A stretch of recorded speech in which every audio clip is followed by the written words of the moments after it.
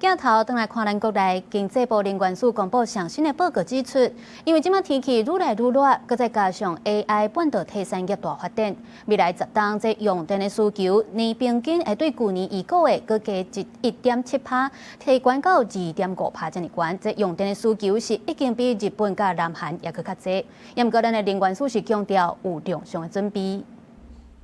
去年國內 GDP 有8.76%成長，啊，毋過傳統產業用電減少風太濟，用電負成長減少0.3%，未來10年也是成長的趨勢。能源署公布2026至2035年用電年均成長率是2.5%，比去年預估的1.7%擱增加，比日本甲韓國攏較懸。AI data center。好，還有就是半導體的未來這個需求看起來是很暢旺。那另外還有一個因素是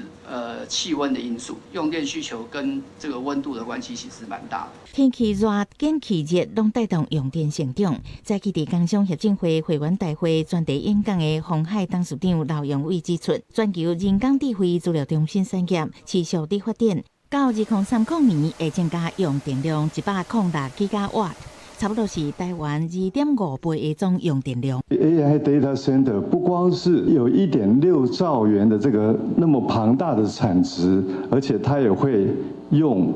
掉非常非常巨大的電力。能源署講，已經把半導體產業資料中心加 AI 科技等新增加用電的需求納入考量，會加估算成長2.5%，嘛準備開量予業者通申請。未來也大概有估了，大概接近1.2G 的 IDC 的一個量，那甚至於我們目前還有一些餘裕，還可以再準備2G 到3G。不過學者是講，以 AI 資料中心需要穩定基載電的需求來看，政府雖然有規劃新建真濟燃氣機組，啊，不過卻無考慮萬一接收站起袂赴，地緣政治出現長期的問題變數，可能會帶來供電的風險。這還是應該以保守為宜啦，而且要盡快想辦法讓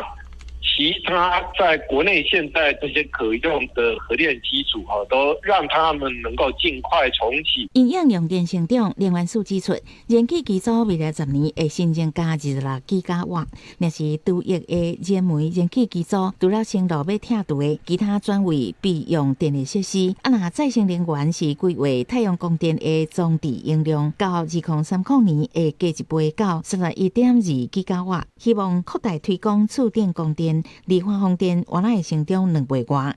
記者採訪報道。